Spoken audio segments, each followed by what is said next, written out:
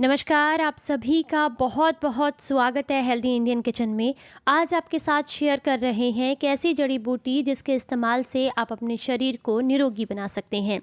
अगर आप गुर्दे की पथरी से परेशान हैं, पित्ताशय की पथरी से परेशान हैं या फिर हड्डियां कमज़ोर होने की दिक्कत है, लीवर को डिटॉक्सिफाई करना चाहते हैं, डायबिटीज़ से छुटकारा चाहते हैं या फिर किडनी के इन्फेक्शन से बचना चाहते हैं, शरीर की सूजन को कम करके अपने पेट के डाइजेशन को इम्प्रूव करना चाहते हैं, इसी के साथ अगर पुरानी बीमारियों से परेशान हो चुके हैं, शरीर बहुत कमज़ोर है, थकान की दिक्कत है या फिर आपके शरीर में खून में खराबी की दिक्कत है, तो इन सारी परेशानियों को आप जड़ से ख़त्म कर सकते हैं मात्र इस एक जड़ी बूटी के साथ। कौन सी है ये जड़ी बूटी, किस तरीके से इस्तेमाल करनी है, चलिए आपको बताते हैं। वीडियो अच्छा लगे तो लाइक एंड शेयर करना बिल्कुल ना भूलें। सामने जो ये पौधा आप देख रहे हैं ना, छोटा सा, ये बहुत ही कमाल का है। ये भी मुझे भी बहुत ही मुश्किल से मिला है, बहुत ही दुर्लभ जड़ी बूटी है, लेकिन मैं कोशिश ज़रूर करूँगी अगर ये ज़्यादा मात्रा में मुझे मिलता है और इसके फूल के साथ मिलता है तो मैं आपके साथ एक और वीडियो शेयर करने की पूरी कोशिश करूँगी। तो सामने जो ये पौधा आप देख रहे हैं, ये बहुत ही कमाल की जड़ी बूटी है। इसका नाम है सिंगपर्णी। सिंगपर्णी जो है ये बहुत ही ज़्यादा फ़ायदेमंद है, आयुर्वेद की दृष्टि से एक दुर्लभ और बहुत ही ज़्यादा अच्छी औषधि है। अगर आप इसका इस्तेमाल करते हैं तो पुराने से पुराने शुगर की दिक्कत में आपको ये बहुत आराम देता है। लीवर और किडनी के लिए बहुत फ़ायदेमंद है, पेट के विकारों के लिए बहुत अच्छा होता है क्योंकि इसमें भरपूर मात्रा में जस्ता पाया जाता है, लोहा होता है, कैल्शियम पाया जाता है, मैग्नीशियम होता है, पोटेशियम भरपूर मात्रा में होता है। इसकी पत्तियों को देख कर के आप अंदाज़ा लगा सकते हैं कि इसकी पत्तियां और जो पौधे होते हैं उनसे थोड़ी सी विचित्र होती हैं। देखने में ही आपको इसका पता लग रहा होगा बहुत आराम से। इसके बीच में से एक फूल निकलता है जो कि ज़्यादातर पीले रंग का होता है, जिससे आप इसकी पहचान आसानी से कर सकते हैं। वैसे कुछ लोग इसे गमले में लगाना भी पसंद करते हैं क्योंकि इसका फूल बहुत सुंदर होता है। तो इसके पौधे को देख करके आप बहुत आसानी से इसका पता लगा सकते हैं। बहुत ज़्यादा ऊंचा नहीं होता है, ये बहुत छोटा सा पौधा होता है और सामने आप देख सकते हैं इस तरीके की इसकी जो पत्तियां हैं वो बिखरी हुई रहती हैं, आप देख सकते हैं, और कटिंग होती है इसकी पत्तियों के ऊपर। आप सामने जब देख रहे हैं तो आपको इसका अंदाज़ा ज़रूर लग जाएगा और हो सकता है कि आपने इसे सड़क के किनारे या किसी खाली प्लॉट में या खेत के आसपास ज़रूर देखा होगा।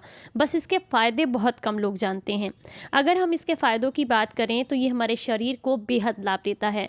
ये आपके लीवर को डिटॉक्सिफाई करने का काम करता है। मुझे इस पौधे की खोज बहुत दिनों से थी। मैं चाह रही थी कि मुझे कहीं मिल जाए ताकि मैं इसके बारे में जानकारी आपके साथ शेयर कर सकूं।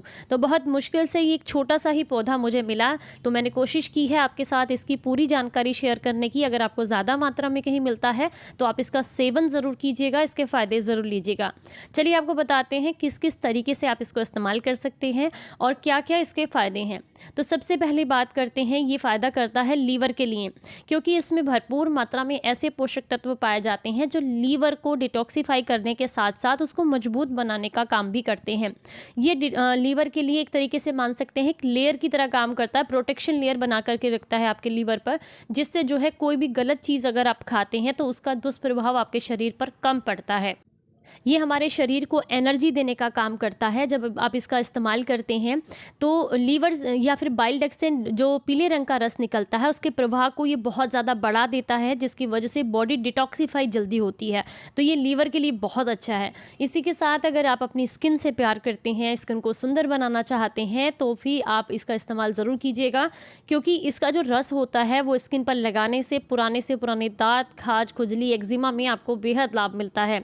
ये एंटीऑक्सीडेंट से भरपूर है और एक अच्छा डिटॉक्सिफायर है, तो चेहरे से गंदगी निकालने में भी ये काफ़ी ज़्यादा मदद करता है। तो अगर आपके चेहरे पर पिंपल्स वगैरह की दिक्कत है तो आप इसका इस्तेमाल ज़रूर कीजिएगा। बस ध्यान रखना है आँख के आसपास इसका इस्तेमाल नहीं करना है। सिंगपर्णी जो है ये इसकी जो जड़ होती है ये कैंसर के रोगियों के लिए बेहद फ़ायदेमंद होती है, क्योंकि इसके अंदर ऐसे पोषक तत्व पाए जाते हैं जो कि फ्री रेडिकल्स लड़ने की क्षमता की वजह से कैंसर को मात देने में जो है मदद करते हैं, और साथ ही साथ आपकी बॉडी को एंटीऑक्सीडेंट से भर देते हैं, जिससे आप किसी भी बीमारी से बहुत जल्दी से निजात पा सकते हैं। इसकी चाय बना करके अगर आप लेते हैं तो शरीर की सूजन को कम करने का काम करती है जब आप इसका इस्तेमाल करते हैं, क्योंकि ये एक प्राकृतिक मूत्रवर्धक औषधि है जो कि सिंह पर्णी की जो जड़ें होती हैं ये शरीर के अंदर अधिक से अधिक मात्रा में तरल पदार्थ को पचा करके उससे शरीर की सूजन को कम करके, जलन को कम करके बॉडी को डिटॉक्सिफाई करती हैं, जिससे शरीर में सूजन बहुत कम हो जाती है। और इसी के साथ इसमें अच्छी मात्रा में पोटेशियम होता है और शरीर में सोडियम के स्तर को भी ये संतुलित करने में आपको काफ़ी मदद करती है। तो इसीलिए अगर आपके शरीर में या फिर कहीं पर भी आपके सूजन है बॉडी के अंदर तो उसको कम करने में ये बहुत ज़्यादा मदद करता है पौधा। अगर आप इसका इस्तेमाल करते हैं तो पित्ताशय की किसी भी बीमारी से अगर आप ग्रस्त हैं तो उसमें आपको आराम मिलता है, लेकिन ध्यान रखना है अगर इन्फेक्शन बहुत ज़्यादा है तो फिर आप इसका इस्तेमाल ना करें। यानी कि पित्त की थैली में अगर इन्फेक्शन है आपके तो आप इसका इस्तेमाल ना करें। अदरवाइज़ अगर पित्त की थैली में पथरी की समस्या है और पथरी 4 से 5 mm की है तो आप इसका इस्तेमाल ज़रूर करें, क्योंकि ये औषधि बॉडी के अंदर जितने भी विषाक्त पदार्थ होते हैं उन्हें घोल कर निकालने में काफ़ी मदद करती है। अब कुछ लोग बोलते हैं पित्ताशय का मुंह तो बंद होता है। कई सारे सवाल आते हैं आप लोगों के, कई सारे वीडियोज़ में भी पूछा है आपने कि पित्त की थैली बंद होती है तो वहाँ से कैसे कोई चीज़ निकल सकती है। पित्त की थैली से पथरी निकल सकती है या नहीं, ये जानने के लिए सबसे पहले आपका ये जानना ज़रूरी है कि पित्त की थैली का काम क्या होता है। पित्त की थैली यानी कि गॉल ब्लैडर शरीर का एक ऐसा छोटा सा हिस्सा है और एक छोटा सा अंग है जो लीवर के ठीक पीछे होता है। इसका कार्य होता है कि ये पित्त को अपने पास संग्रहित रखता है, यानी कि अपने पास इकट्ठा रखता है और भोजन के बाद पित्त की नली के माध्यम से छोटी आंत में पित्त का स्राव करता है, यानी कि धीरे धीरे पित्त को वहाँ पर भेजता है। पित्त क्या करता है?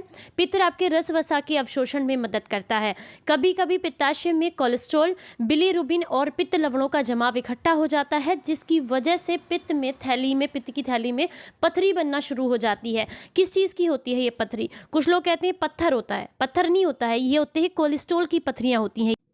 और कोलेस्ट्रॉल जो है जब धीरे धीरे करके हमारे पित्त में इकट्ठा होने लग जाता है, डाइजेशन ठीक से नहीं होता है या फिर उसको बाहर नहीं निकलता है, यानी कि ठीक तरीके से हमारी बॉडी डिटॉक्सिफाई नहीं होती है, तो फिर ये पित्त की थैली में जमा होना शुरू हो जाता है। बहुत ज़रूरी है कि आप इसको अपनी बॉडी को डिटॉक्सिफाई करते रहें, जिसकी वजह से कोलेस्ट्रॉल की जो पथरियाँ हैं वो आपके पित्ताशय में इकट्ठी ना हो। यानी कि पित्त का काम सीधी सी भाषा में ये समझ लीजिए कि पित्त जो अपने पास पित्त की थैली अवशोषित करती है उसे वो डाइजेशन में यूज़ करती है, लेकिन जब वो ज़्यादा मात्रा में हो जाता है तो फिर धीरे धीरे करके वो पित्त की थैली में जमा होने लग जाता है, जिसकी वजह से पित्त की थैली में पथरियाँ बनती हैं। पथरियाँ कोलेस्ट्रॉल की होती हैं, इसीलिए ज़्यादातर ये या तो येलो कलर की यानी कि पीले रंग की या हरे रंग की होती हैं। अब जब ये कहा जाता है कि पित्त की थैली का मुंह बंद होता है तो आप हमें ये बताइए कि जब पित्त की थैली का मुंह बंद होता है तो कौन सी नलिकाओं के द्वारा पित्त जो है छोटी आंत तक वो रस पहुंचाता है, पित्त पहुंचाता है। इसका मतलब होता है कि रास्ता बहुत छोटा होता है, जिसकी वजह से ये कह दिया जाता है कि पित्त की थैली का मुंह बंद होता है और वहाँ तक कोई चीज़ नहीं पहुँचती है, इसीलिए पित्त की थैली से पथरी भी नहीं निकल सकती। पथरी अगर आपकी 4, 5, 6 mm की है तो आसानी से निकल सकती है, लेकिन समय ज़रूर लगता है ऐसी चीज़ों में, क्योंकि वहाँ से पथरी अपने आप ऐसे साबुत नहीं निकलती है, वो घुल कर धीरे धीरे करके निकलती है, इसलिए प्रक्रिया थोड़ी लंबी ज़रूर होती है। तो हमारे यहाँ हम अपने प्रोग्राम के थ्रू आपके लीवर को डिटॉक्सिफाई करते हैं, बाइल डक्ट को क्लीन करते हैं, साथ में पित्ताशय की पथरियों को भी निकलवाते हैं, लेकिन उसके लिए बहुत ज़रूरी है कि आप सही मात्रा में अपनी डाइट लें, सही तरीके से चीज़ों को फॉलो करें। तो आपको यहाँ पर कुछ घरेलू नुस्खे भी मैं बताती चलूँ जो कि पित्त की पथरी को रिमूव करने के लिए काफ़ी ज़्यादा आपके लिए फ़ायदेमंद रहेंगे। सबसे पहली चीज़ है चुकंदर। अगर आप जो है चुकंदर का इस्तेमाल करते हैं तो ये आपके पित्ताशय को क्लीन करने का काम करता है, जिसके की वजह से कोलेस्ट्रॉल की जो पथरियां हैं या कोलेस्ट्रॉल आपकी पित्ताशय में इकट्ठा नहीं होता। धीरे धीरे डिटॉक्सिफिकेशन की जो प्रक्रिया है वो चलती रहती है, जिससे आपका पित्ताशय यानी कि पित्त की थैली एकदम क्लीन रहती है और आपको बिल्कुल भी वहाँ पर पथरियाँ नहीं होंगी। तो इसके लिए आप चुकंदर को अपनी डाइट में ज़रूर शामिल करें, गाजर को अपनी डाइट में ज़रूर शामिल करें, जितनी भी फाइबर युक्त चीज़ें हैं उनको ज़रूर शामिल करें। इससे जो है आपका लीवर और आपका पित्ताशय क्लीन होता रहता है, इससे आपको पित्ताशय की पथरी की दिक्कत नहीं होगी। इसी के साथ आपको बता दें, ये जो पौधा आज हम आपको दिखा रहे हैं ये यही काम करता है। जब आप इसकी चाय बना करके लेते हैं तो इसकी चाय जो है लीवर को डिटॉक्सिफाई करती है, कोलेस्ट्रॉल को शरीर से घोलकर बाहर निकालने में मदद करती है, जिसकी वजह से जो है पित्ताशय की जो पथरी होती है वो भी धीरे धीरे करके घुलकर बाहर निकल जाती है। लेकिन इसमें समय ज़रूर लगता है, समय बहुत ज़रूरी है, क्योंकि आप पेशेंस रखेंगे, धैर्य रखेंगे, उसी के साथ इस काम को कर सकते हैं। अगर आप सोचें कि आज मैंने पीना शुरू किया, कल ये मेरा पित्ताशय बिल्कुल साफ़ हो जाएगा, तो ऐसा नहीं होता है। इसमें मिनिमम 3 से 4 महीने का समय ज़रूर लगता है, लेकिन ये आपकी प्रक्रिया अगर आप ठीक तरीके से फॉलो करते हैं, चीज़ों को अच्छे से फॉलो करते हैं तो ज़रूर पूरा हो जाता है। साथ में ये गठिया के दर्द के लिए बहुत अच्छा होता है। इसकी जो चाय होती है जोड़ों के दर्द, ऑस्टियोआर्थराइटिस में काफ़ी ज़्यादा फ़ायदेमंद होती है। इसका सेवन आप उसके लिए भी कर सकते हैं। चलिए अब आपको इसके पौधे के कुछ और नाम भी बता देते हैं। तो इसका एक नाम होता है लॉयन टूथ, इसे कैंकर वॉन्ट भी बोला जाता है, इसे आयरिस डेजी भी बोलते हैं, भिक्षु सिर भी बोला जाता है, इसको पुजारी मुकुट भी बोला जाता है, पफ बॉल भी बोला जाता है, इसको ब्लो बॉल, और इसकी के साथ इसका एक और नाम भी होता है, इंग्लिश में इसको बोलते हैं डेंडेलियन। चलिए अब आपको इसके कुछ और पोषक तत्व भी बता देते हैं। इसमें फास्फोरस पाया जाता है, पोटेशियम होता है, सोडियम पाया जाता है, जिंक होता है, कॉपर पाया जाता है, मैग्नीज होता है, सेलेनियम पाया जाता है, विटामिन सी इसमें भरपूर मात्रा में होता है, इसमें थियामिन पाया जाता है, राइबोफ्लाविन होता है, नियासिन पाया जाता है, इसमें विटामिन B6 होता है, फोलेट पाया जाता है, इसमें विटामिन ए पाया जाता है जो कि आंखों के लिए बहुत अच्छा होता है, ई पाया जाता है, विटामिन के इसी के अंदर पाया जाता है, इसमें भरपूर मात्रा में कैल्शियम होता है, और इसी के साथ प्रोटीन और एनर्जी और पानी की मात्रा भी अधिक होती है। तो चलिए अब आपको बताते हैं किस तरीके से आप इसका इस्तेमाल कर सकते हैं। इसके पत्तों का इस्तेमाल आप सलाद के तौर पर कर सकते हैं, अच्छे से धुल कर साफ़ करके सब्जियों की जो सलाद आप लेते हैं उसमें इसकी पत्तियों को मिला करके खा सकते हैं। सिंग पन्नी का इस्तेमाल आप चाय के रूप में भी कर सकते हैं। इसके टी बैग भी बहुत आसानी से बाजार में अवेलेबल रहते हैं, तो आप ऑनलाइन परचेस भी कर सकते हैं उनको, और किसी भी ग्रोसरी स्टोर से खरीद सकते हैं, या फिर आप जो है अगर आपको ताज़ा पौधा मिल जाता है तो इसकी पत्तियों को कूट छेद करके 2 कप पानी के साथ अच्छे से पका लीजिएगा।